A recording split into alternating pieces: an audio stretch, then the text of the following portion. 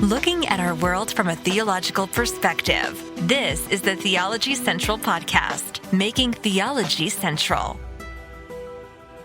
Good evening, everyone. It is Saturday, April the 20th, 2024. It is currently 7:55 p.m. Central Time, and I am coming to you live from the Theology Central studio located right here in Abilene, Texas.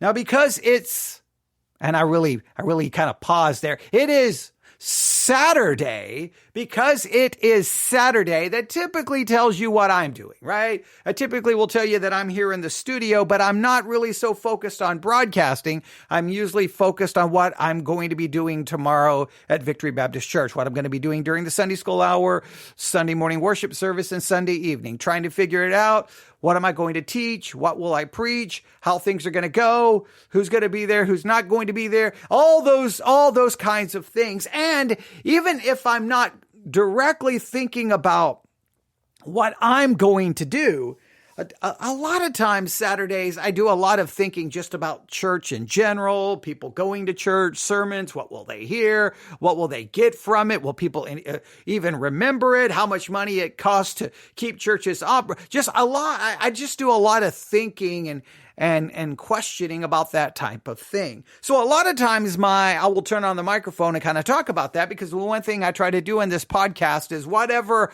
I'm thinking about is kind of what I end up talking about. But I found myself kind of sitting here going, okay, well, all right, how am I going to work tomorrow? I'm still kind of just struggling with what to do.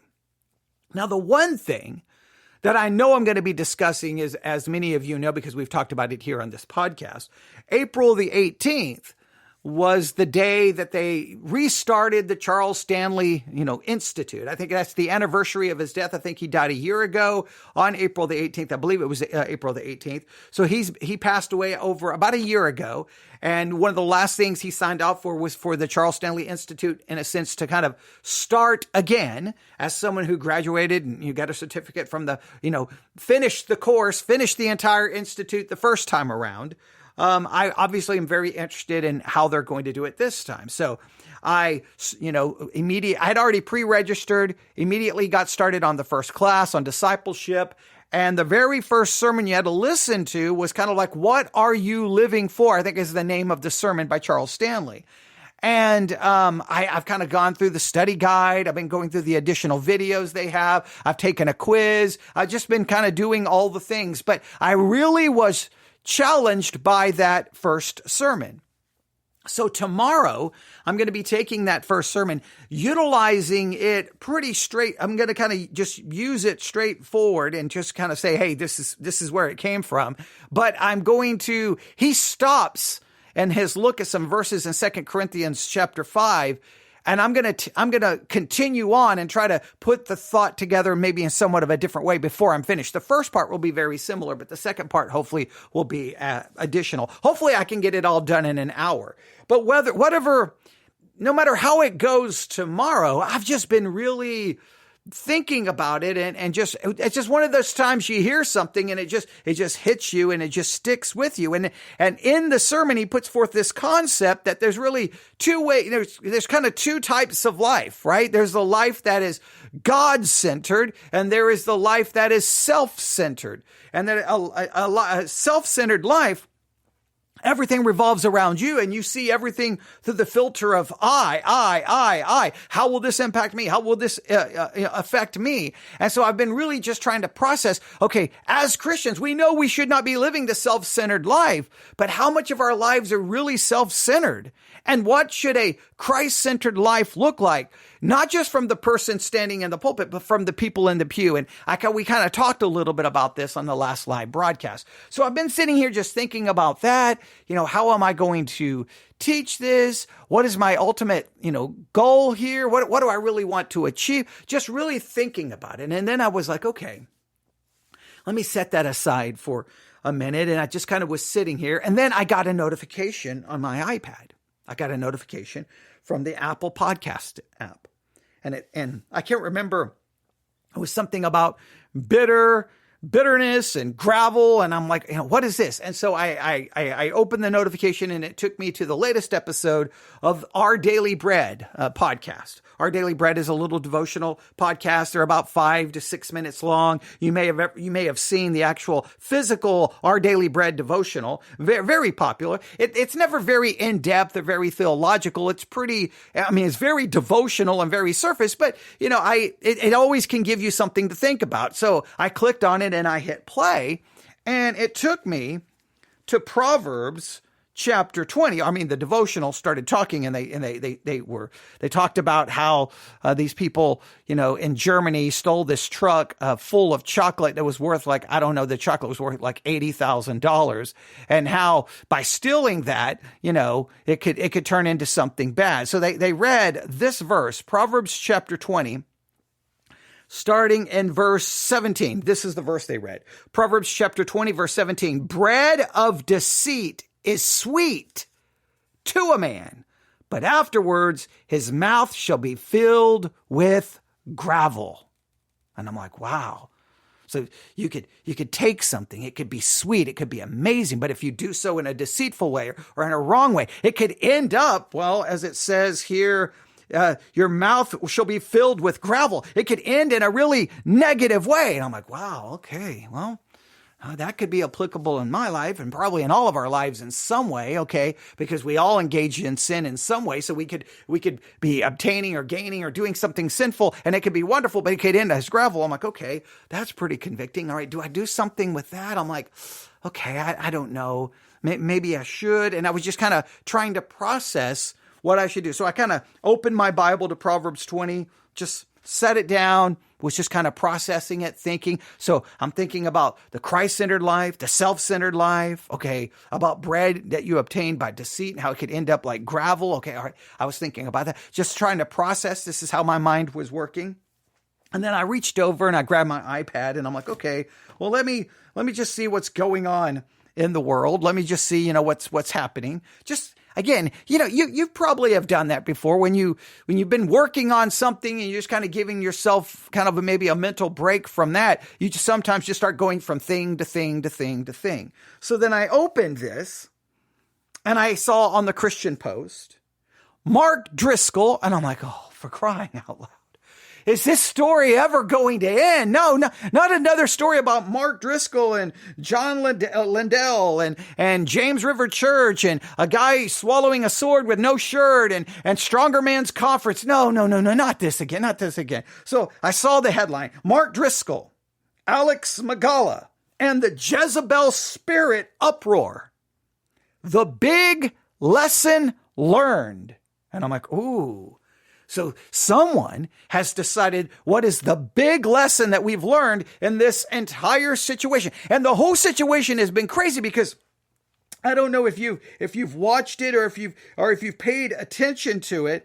But in fact, to make sure I've got all the names here. Yeah, Pastor John Lindell. All right, so James River Church, John Lindell, they host this conference called Stronger Men's Conference. They have this guy perform. Driscoll obviously witnesses, sees the performance. When he gets a chance to speak, he calls it out. The uproar ensues. John Lindell and Mark Driscoll come back on stage. Everything seems to be somewhat okay. Then Mark Driscoll goes home and then chaos ensues. And it gets so bad that John Lindell, for all practical purposes, it was almost like a church discipline. He brought the matter before the church, revealed these private texts, and the whole thing was just crazy, and it just never seems to stop. So here's another story about it. But here's the big lesson learned. Now, what's been crazy for me, the big lesson I've seen so far is, wait a minute.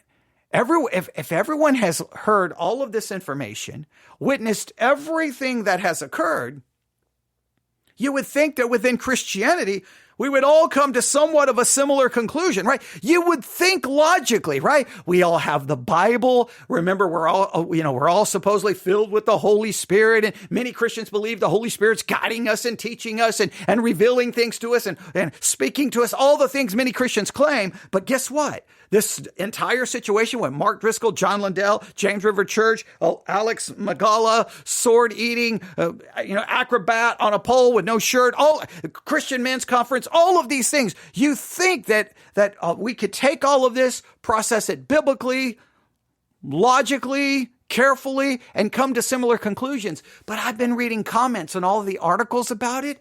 It is insane. Like you've got about 50, maybe even some, and some of the websites I've seen it maybe be 60 or 70% are like, Mark Driscoll's right. Even after all of this other information has come out, he's right. John Lindell and James River Church is wrong. What they did was apostate.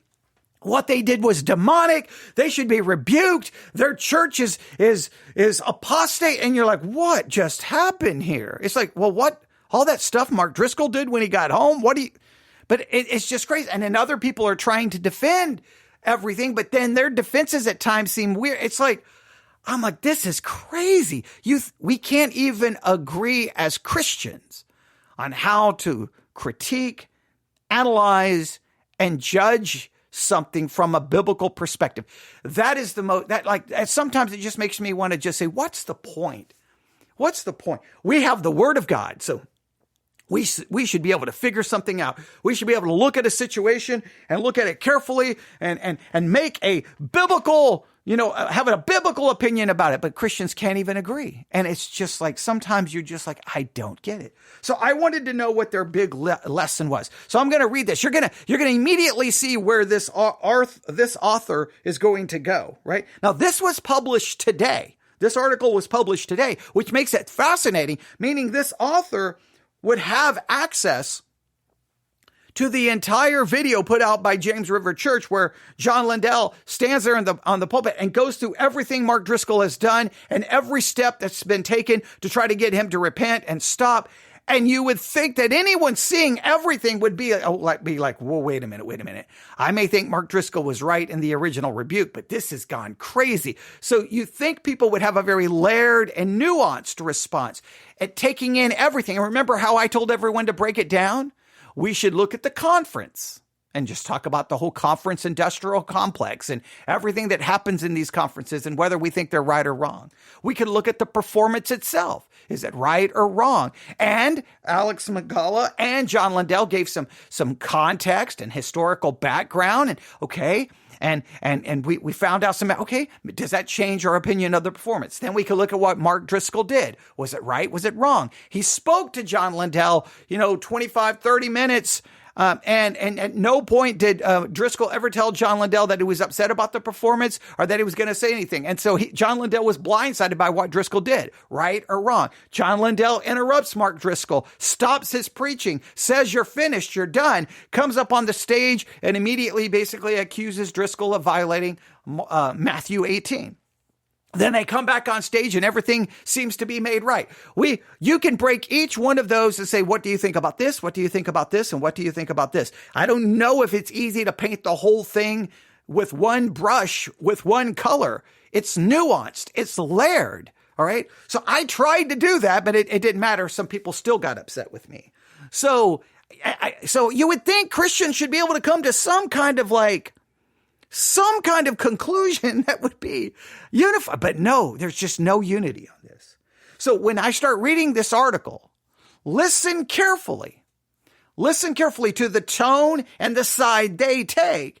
But what we're really listening for, what is the big lesson we should all take away from this? Here's what they say, all right? I'm going to read this. Are you ready? Here we go.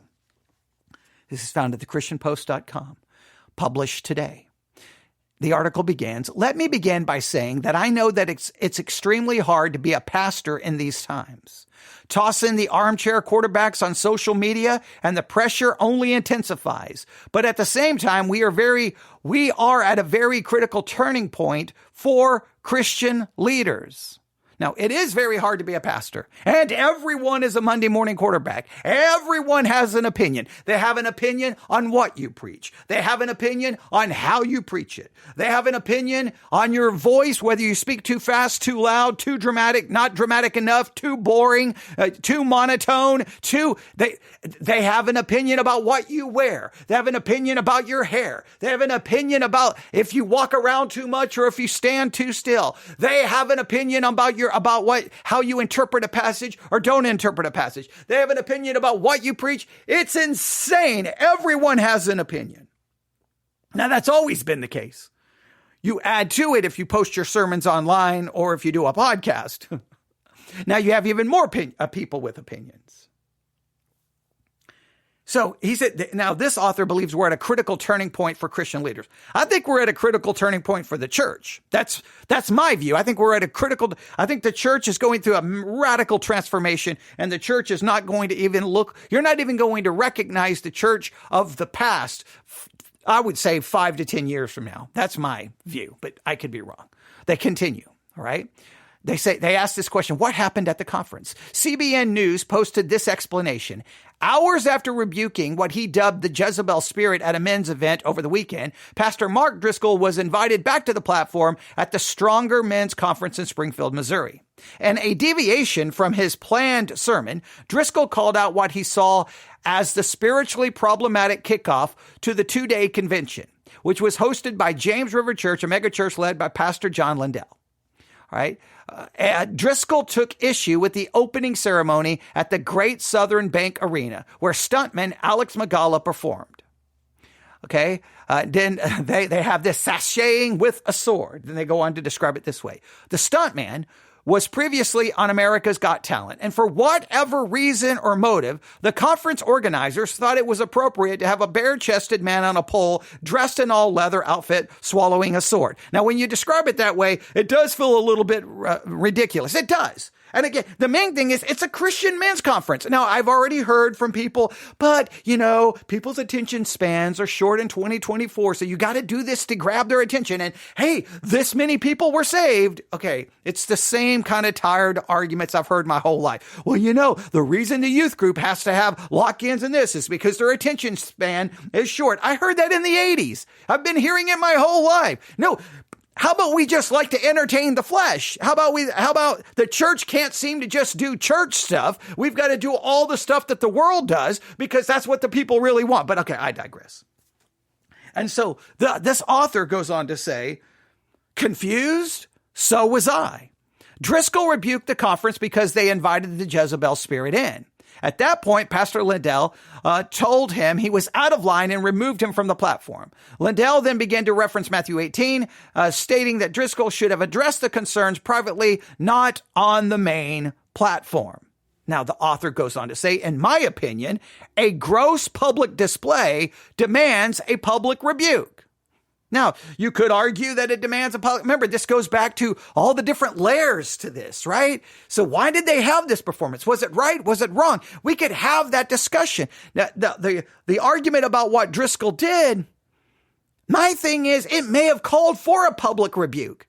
I don't know if it called for a public rebuke like 24 hours later, and you've even spoken to the man hosting it for like 20, 25, 30 minutes, and you didn't even mention it. I mean, that's the problem. You can go to the pastor and go, hey, man, I think what you just did was completely messed up, and I'm going to address it when I preach. I'm preaching on Elijah, and so I'm going to refer to this as a Jezebel spirit. If you've got a problem, tell me now. Now, you could argue that by doing that, he would not be allowed to speak, so the rebuke would never be heard. Now, if that's the case, Driscoll should have just stood by it when he brought back out, like, look, I didn't talk to you about it because you wouldn't have let me give in the rebuke. But then Driscoll said it wasn't a rebuke. So see, it just, it goes all over the place. But there's lots of different layers to this. And that's what all Christians should be trying to figure this out. So he goes on to say, after the fiasco, when Pastor Lindell and Driscoll were on the platform talking it through, Lindell made a jaw-dropping statement. Now, I don't know if I have video of this statement. And once again, here's one of the major problems with this entire controversy is James River Church would have video of everything, and they could have put it all together And the only thing they edited is, here's the performance in its entirety. Here's Driscoll's comments in their entirety. Here's John Lindell interrupting. Here's his comments in their entirety. Here are them coming back on stage. Here's that conversation in its entirety. Here is John Lindell then speaking to James River Church, basically church disciplining Mark Driscoll. Here's that in its entirety. They could put that all together, place it on their website, and then people would not be piecing together. Because the way this has happened, people just keep looking for additional information. If it was just all released instantaneously, then you could have at least sped up the controversial cycle. That's the thing that's driven me crazy. But according to this, after the fiasco, when Pastor Lindell and Driscoll were on the platform talking it through, Lindell made a jaw-dropping statement. Do not criticize the person with the anointing of God on their life. It will lead you to barren unbelief. Yes, you read that right. That's pretty unbelievable. In my opinion, it's often because leaders have drifted spiritually away from the pure faith. Instead of hours spent praying, fasting, and repenting, they're too busy for God. And like Samson, they know not that spirit has departed. All right. So he does not like that comment. Now, I do believe sometimes that's Christians always have built-in protection, right? Christians always have built-in protection. Hey, don't criticize the one who's anointed by God. Don't criticize this movement. How dare you criticize that church? It's anointed by God. That's the arguments have been used by everything. The Brownsville revival back when that was in the 90s, Vineyard movement, the Lakeland revival, all these big supposedly outpourings. How dare you criticize the anointing of God? It's going to come back on you. And it's like, whoa. You can't, everything can't be like, you can't criticize anything that's anointed by, you can't. So everything that you believe is anointed by God, nobody can criticize? That's just maddening. That's so maddening. But Christians always have the built-in response. You start arguing with a Christian about something. Oh, well, you're going to go to hell. Oh, well, that's your great response. Because I disagree with you. Well, you're going to go to hell. You're going to go to hell. I just saw this in an article. DeSantis, I guess the Satanic Temple, I guess in Florida, they're going to have where they can have these school chaplains. Well, the Satanic Temple was like, well, okay, well, if you're going to have Christians who are now like school chaplains in the public schools, well, then the Satanic Temple, they want to have people in the public schools. Well, then DeSantis is like, absolutely not. It's not going to happen. So now the Satanic Temple is going to file a lawsuit because it's like, well, no, you can't use the public schools and say you can have Christian pastors there as chaplains, but you can't have people of other religion. Now you can't do that. All right. That's not the way this is supposed to work. Well, many of the Christians underneath the comments on the article were like, if anyone criticized DeSantis and criticized this and said, wait a minute, what about the freedom of religion? No, you can't do this. Immediately, guess what you were told? You're not a Christian. You're going to hell. Okay. With what such great logic? That's Christians. Christians always go to these kinds of arguments. All right. So he says what happens. Now the author here then says, hey, what happens is that pastors become basically spiritually so blind because they're so busy for God and they're not actually, focusing on God. And that definitely can happen. Now, he goes on to say, I'm also praying for Alex Magala, the stuntman who performed at the men's conference. It's not his fault. I hope he doesn't get discouraged in his faith journey by the fallout, but learns from it. So what can we learn from the aftermath? The big lesson. Now, this is the big lesson that this author finds. The big lesson this author finds of this article, you can find it at thechristianpost.com, is this. Pride must die. Pride must die. Now, is pride the main lesson we take away from this? So I was sitting here kind of contemplating, just as I was contemplating, okay, wait, there's the Christ-centered life, the self-centered life. Just as I was contemplating, bread of deceit is sweet to a man, but afterwards his mouth shall be filled with gravel. Just as I was contemplating this entire situation with Driscoll and John Lindell and trying to figure out the main lesson, I was then beginning to kind of contemplate and think about, so the big lesson is pride. And I'm like, okay, well, maybe Maybe it is, maybe it's not. Okay, whatever. And so I just thinking, and I'm like, you know what? I've been keeping up, obviously, with the Charles Stanley Institute. Let me go to In Touch Ministries, intouch.com. I think it's intouch.com. It may be intouch.org. Intouch.org. Let me go to intouch.org and let's just kind of look around and see what's going on the website. Not the Institute website, but just the In Touch website. I was looking around, saw the devotional for today. I think it was Matthew 13. I'm like, okay.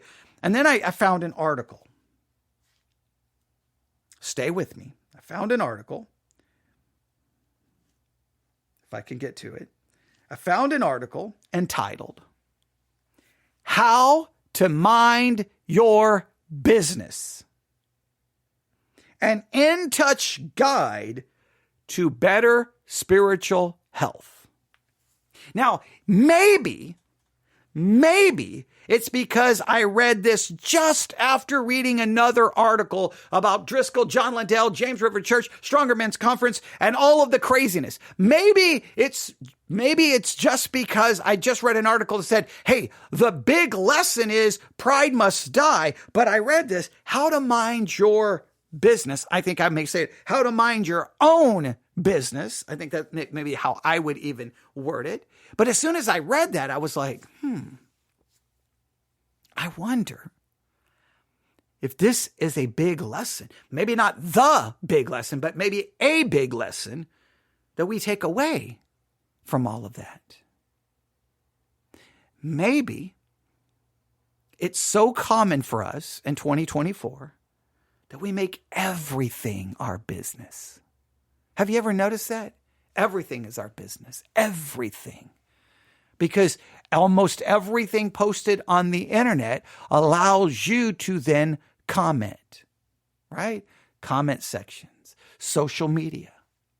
We live in 2024. Anyone can own a microphone and can go live on the internet for, and pretty easily.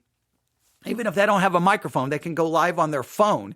They can record a video of themselves. You got Facebook Live. You got, is it X or Twitter Spaces? I don't know all the different, there's so many platforms.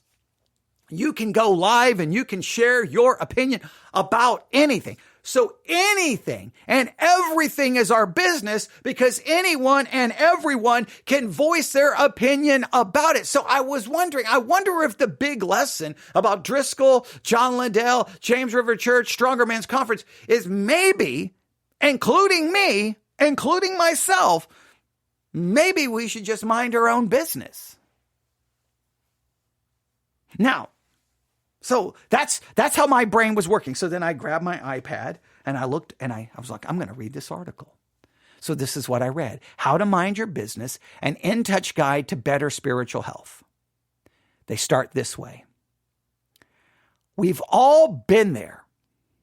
You're online looking at pictures of your cousin's wedding or messaging with a friend from college.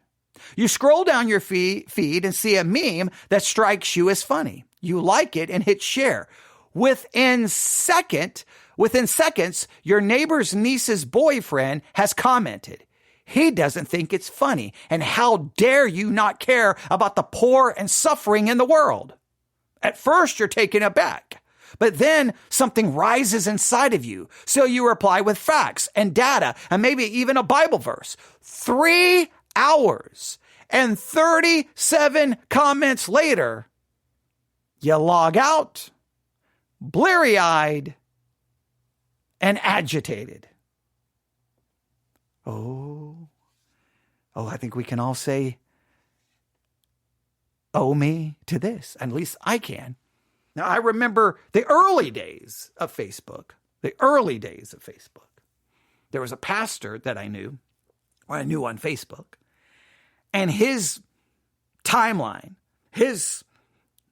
everything, almost every day, his timeline was a war zone. He would throw something out and it would just be like, boom, boom, boom, boom. And I remember getting so involved in these fights and these debates. And there was a part of me felt like I can ultimately win the debate. I mean, I was on the debate team in high school. I went to the state championship. I can do, and you just argue, and facts. And you point out their logical fallacies. You point out their error in thinking. You destroy the information they give you as being fraudulent. And you're going to win.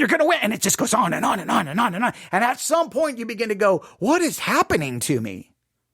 So I remember how bad that used to be. Even today, there's still certain things, like I'll be reading a news article on yahoo.com. Well, they have comments underneath it. And inevitably, I'll start reading the comments and I'll be like, why? Look, what are they saying?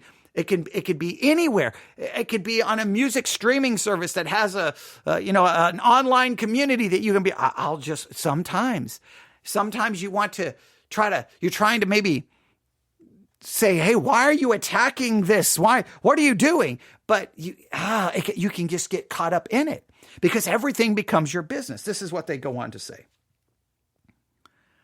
Despite all the positive ways that modern technology connects people, it also links us in more complicated ways.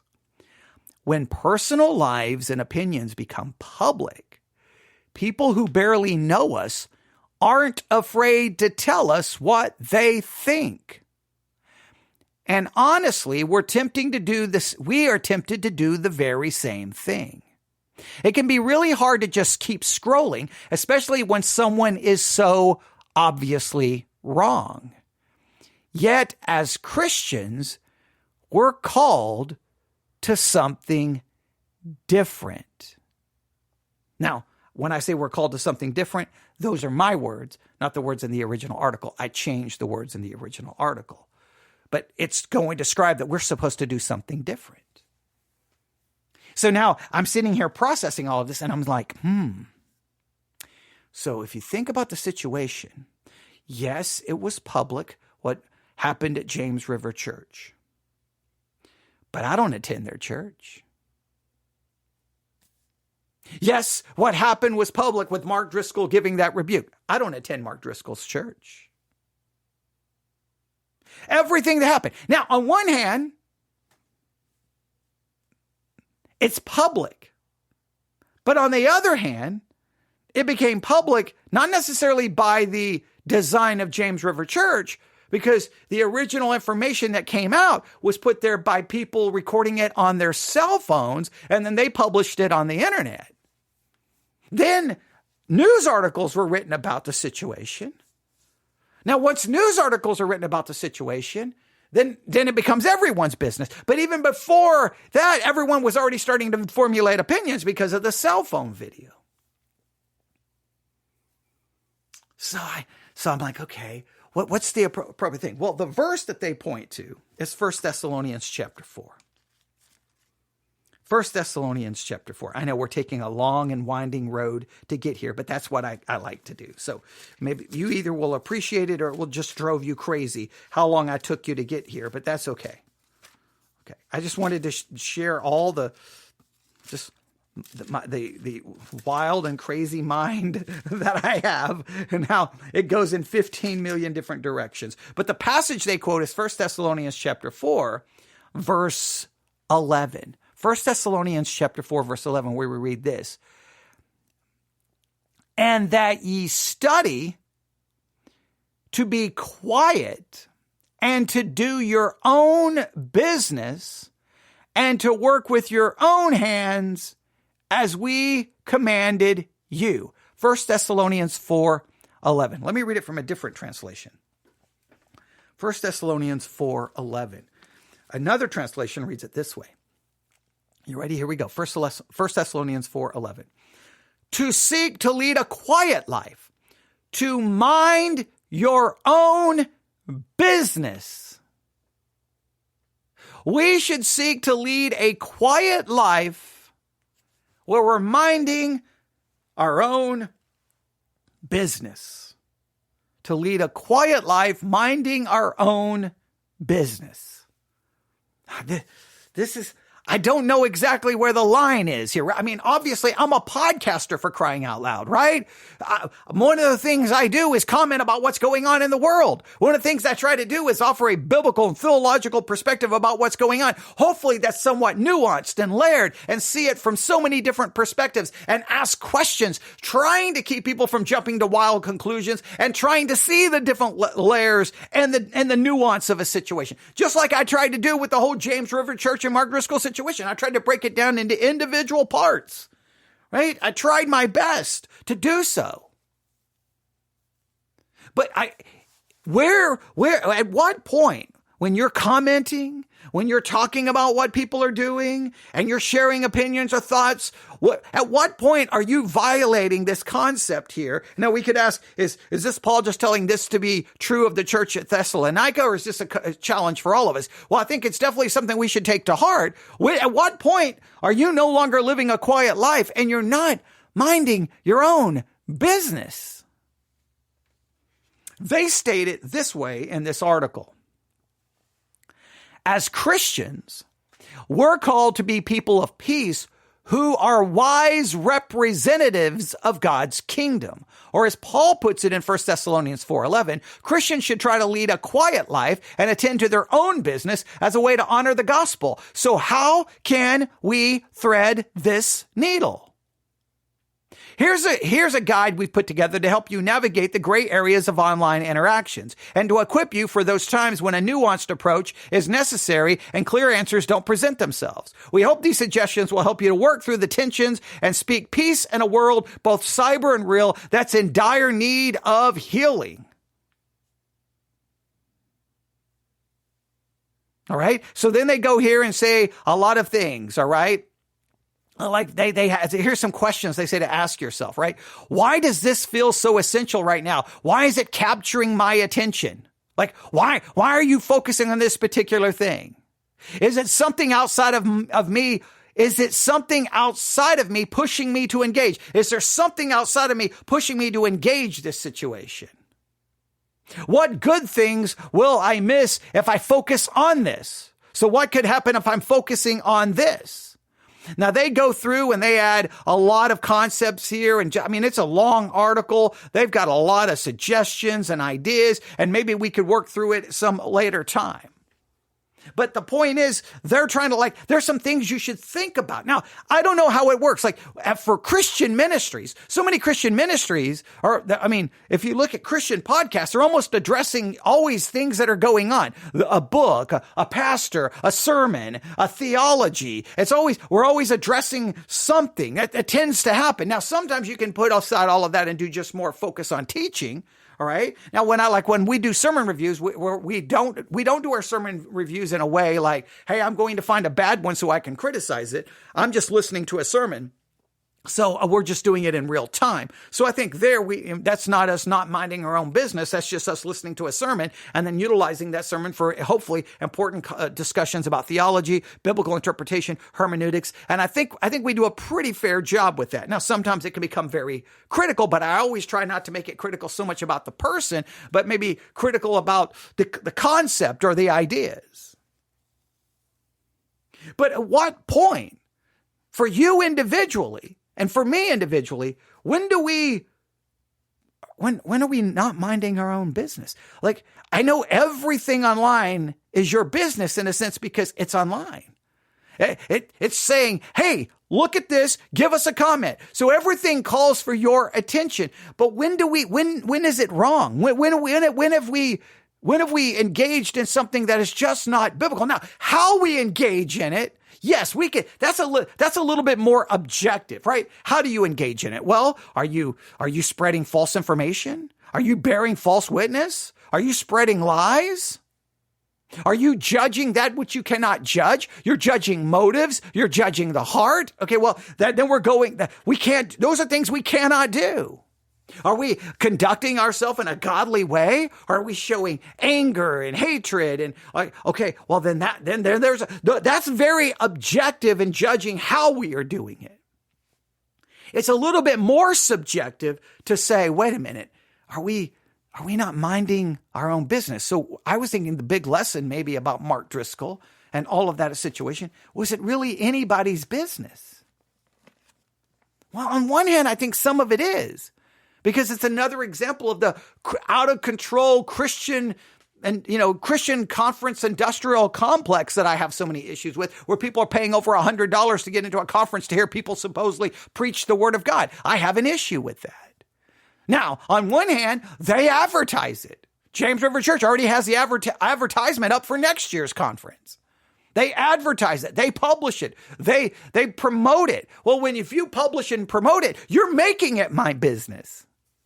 I've had churches here in the local area a long time ago get mad at me for calling them out. I'm like, you're the one who sent me the thing in the mail inviting me to your church. You're the one who posted the ad in the newspaper. You're the one, come on. You promote it all over the place. If I want to criticize it, you made it everyone's business. It's not like I went looking secretly at some top secret information. You published it everywhere. You publish it everywhere. It's open for criticism. So where's that fine line?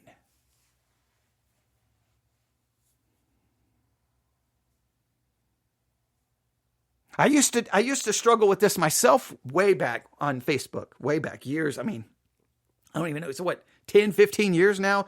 I don't even know, maybe 20 years. I don't even know how long it's been now. It's been a long time. I know I used to struggle with, okay, wait a minute. So anyone can post what they want. Who am I to criticize it or to mock it or to make fun of it or to think it's stupid? Who am I? It's their timeline. It's their feed. It's not mine. Like, who am I to get involved with? But at the same time, it's like, you see that underneath it where it says comment or reply? I don't even know what's there anymore. Whatever it says, well, they are on a site that literally is asking people to make comment about it. So can I not give my opinion? But then who am I to give my opinion? Why am I giving my opinion? Why?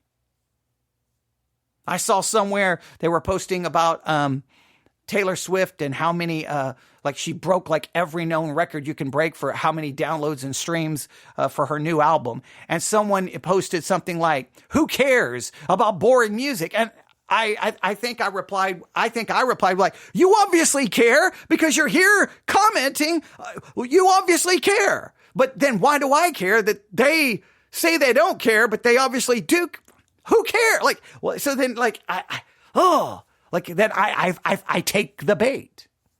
Or there, a lot of the news articles about Taylor Swift is filled with old people like, I wish music was like it used to be in the olden days. The music today, her music is just horrible. They don't make any good music anymore. 50 years ago, just stop, talk. And then I just want to start just yelling, going, come on. That old mentality, old people drive me crazy when they do. There's no good music except the music. They don't even understand the psychological reason why they're saying that.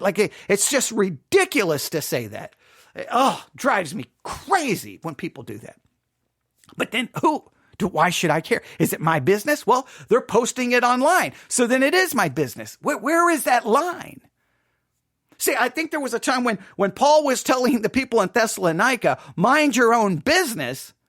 I think it was a little bit easier to process, right? In other words, don't go looking, trying to get involved. Hey, did you hear about so-and-so? I don't need to hear about that. It's none of my business. And hey, I'm not going to go look. I'm not going to try to find out. I'm not going to try to look into what's going on. It's none of my business, right? I'm going to leave it alone. I'm not going to call to find out. I'm not going to email to ask, right? I mean, I know they couldn't call or email, but the point is there was a time I think people had to look for things. Now everything is everyone's business because everything is like, look at me, give me your attention. When have we crossed the line? Now, I'm not saying that this is the main lesson for what happened at James River Church, but I wonder, is it really any of our business? James River Church wants to have a man swallowing a sword. We don't have to go. We don't have to have the same thing in our church. If Mark Driscoll wants to rebuke it, he can rebuke it. If James River Church doesn't want him to rebuke it, they can stop him. It's all of their issue. Is it anybody else's issue? Now, they've made it public.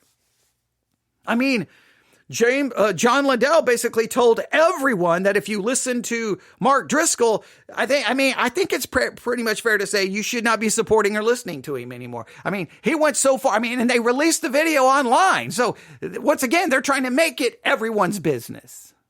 So at what point, I don't know if I have it figured out. I know it's something we need to stop and ask ourselves. Am I minding my own business? Am I living a quiet life? What does that look like? I'm going to go back to that passage again. I want you to write that passage down. Because this is one of those things that's very subjective. 1 Thessalonians chapter 4, verse 11.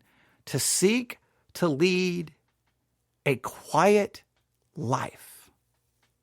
To mind your own business. What does a quiet life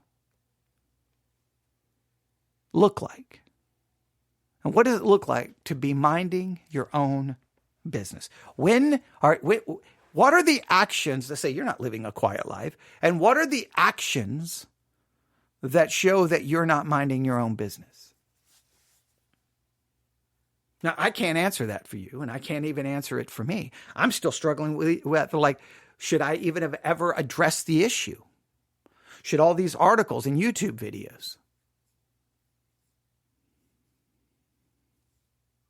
Now, I could argue, well, no, wait a minute. If I'm reading these articles and responding to these articles, it's not that I'm minding my own business, but they're bringing it to my attention. So it was the original people who went and got the information and posted it. They weren't minding their business, but then I take that information and then I address it. Well, then I'm just as culpable for it as well, right? I mean, if I try to live a quiet life and mind my own business, do I no longer ever broadcast again? Now, I can broadcast and not talk about anything going on in the world and talk about what's going. I don't know if that. See, I think it's always hard to figure out exactly where that line is. Some things in the Bible, I know nobody wants to admit this. Sometimes it's kind of very subjective and unclear in some cases. Right? For example, if you remove the internet, you remove all of that. Hey, did you hear what's going on at the church across the street? Or, in Abilene or wherever? No, what's going on? Well, I hear this is going on. Oh, really? So, okay. Well, do you know so-and-so? Okay, well, I'm going to call so-and-so. Well, I'm going to call so-and-so. I'm going to look and see what's going on. And then you start trying to gather the information, and then you talk about it. Then you get behind the microphone. Okay. Now you're getting into a clear example where you're not minding your own business. You went snooping around. You were a busybody, right? But in 2024, you don't have to do that. You just hop online and it's like, hey, here's all of our problems. Hey, here's our video. Here, like it's all right. It's just put there in front of you. There are articles, there's news, there's videos, there's audio, it's right there. So then am I minding my own business to see that stuff that's being sent and posted everywhere? Then you have to ask, well, maybe who's posting it? See, then it gets a little subjective. But tonight, I just want you to write down those two concepts. Live a quiet life and mind your own business. What? If you were to write out, like if someone just called you right now going, hey, I'm reading my Bible and I'm in 1 Thessalonians, Paul tells them about living a quiet life and to mind their own business. Can you help me understand what that looks like? Can you tell me what that looks like? Because I want to do this. I want to live a quiet life and mind my own business. Well, there's a part of me that says, okay, well, get rid of your internet connection and go live in a monastery. It'll be quiet.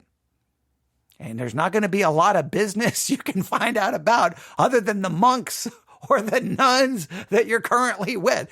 There's not going to be much I guess you could have your own, monastery gossip, but I think it should be relatively easy. It'll be much easier to live a quiet life and to mind your own business in that situation. But we definitely like to find out. And then once we find out, we like to spread it.